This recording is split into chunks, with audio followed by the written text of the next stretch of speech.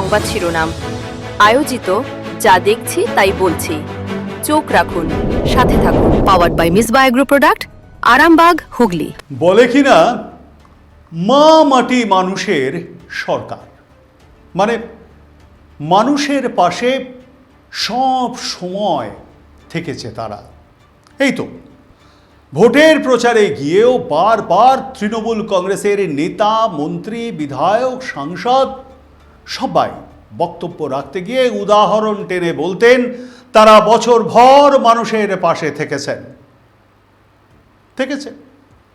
গরিব গুরব মানুষের ঘরে দুর্ঘটনাজনিত কারণে যদি কারোর মৃত্যু হয়, কিংবা কেউ যদি ভাইয়ে ভাইয়ে মারামারি করেও খুন হয়ে থাকেন, কিংবা কোনো আক্রোশবশত কোনো প্রতিবেশীর হাতে কেউ যদি খুন হন, সঙ্গে সঙ্গে সেখানে দলের নেতা মন্ত্রীদের পাঠিয়ে দেওয়া হতো, কারণ সেখানে সাহায্য দিয়ে, অনুদান দিয়ে তাদের পাশে থাকার জন্য। অর্থাৎ একদিকে তাদের ভোটটা যাতে বাড়ানো যায়, লাশটাও কেনা যায়। তবে একটা কথা কিন্তু অস্বীকার আমরা যদি করি তাহলে নরকেও ঠাঁই হবে না আমাদের। হ্যাঁ, বাড়ির সামনে যদি একটু বালি, সিমেন্ট আর পাথর পড়ে থাকতে দেখা যেত, সঙ্গে সঙ্গেই বাড়িতে চলে আসতো ওই পাড়ারই ছেলেপিলের দল, ওই যাদের ফি বছর পুজোর টাকা দিতেন নবান্নের দিদি।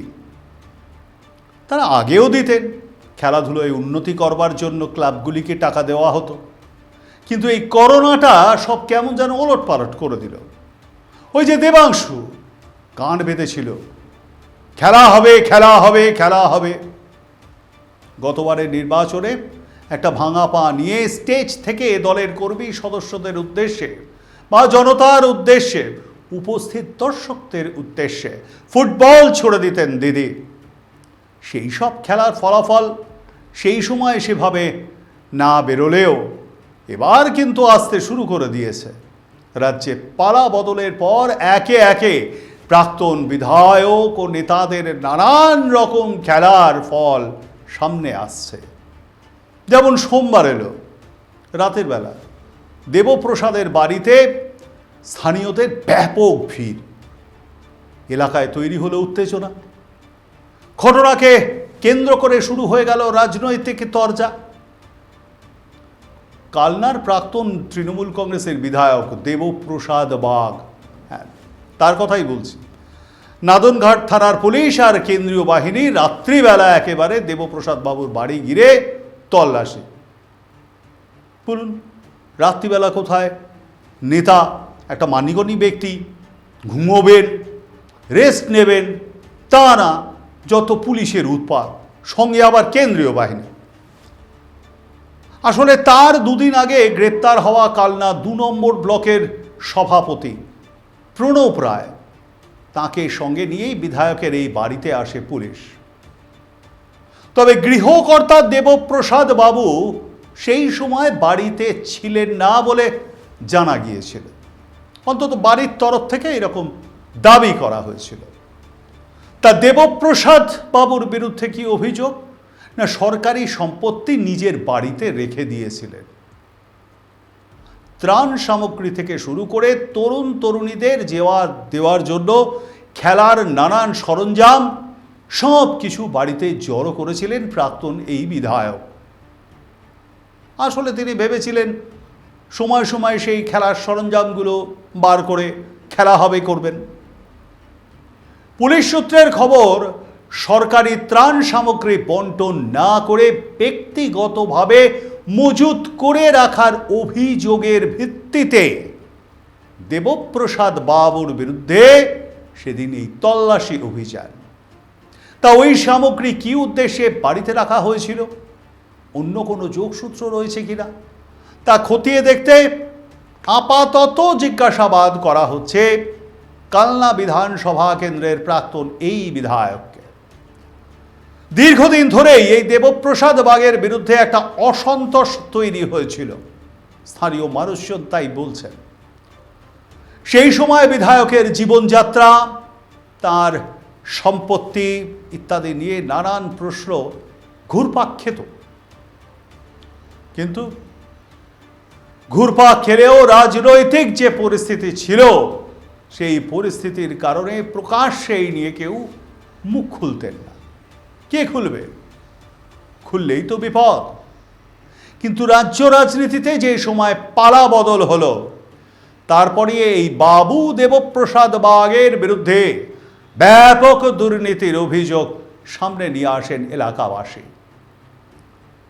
ওদিকে যাকে নিয়ে তার বাড়িতে তল্লাশি, সেই তৃণমূলের কালনা 2 নম্বর ব্লকের সভাপতি প্রণব রায়ের দলীয় কার্যালয় থেকে সরকারি বিভিন্ন ত্রাণের ত্রিপল, ট্রাইসাইকেল, ওই যে 3 চাকার সাইকেলগুলো প্রতিবন্ধীদের দেওয়া হয়, ক্র্যাচ, নানান সামগ্রী এরকম উদ্ধার হয়েছে।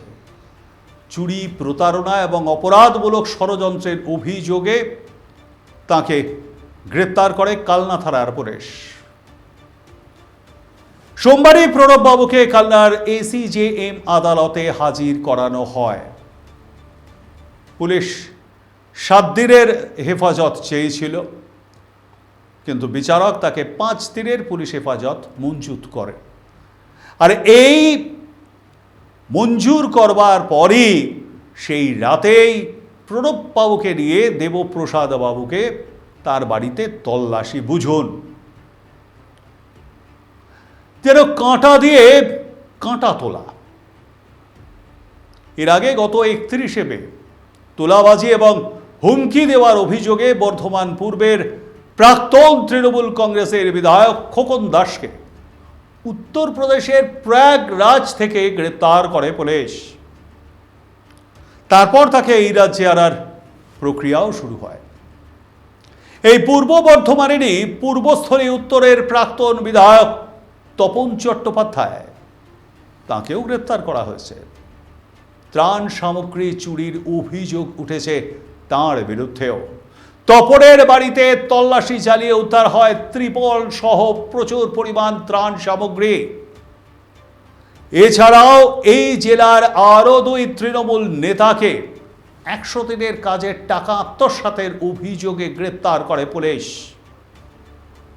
বারে বারে তারা অভিযোগ করেছিল 100 দিনের টাকা দিচ্ছে না কেন্দ্রীয় সরকার, তাদের বকেয়া টাকা দেওয়া হচ্ছিল না। আসলে সেই টাকা তারা নিজেরাই আত্মসাৎ করেছে, অর্থাৎ 5 পাবলিককে ধোঁকা দেওয়ার একটা চেষ্টা করেছিল তারা। করেছিল, এবারেও সফল হয়নি। শুধু কি তাই, পুলিশের হাতে আটক হয়েছেন আরও এক প্রাক্তন তৃণমূলের বিধায়ক।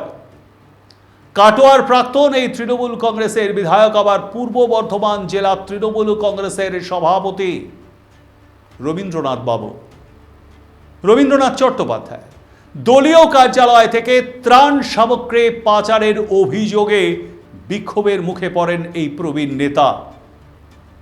তাকে ঘিরে চোর চোর স্লোগানও দেন স্থানীয়দের একাংশ।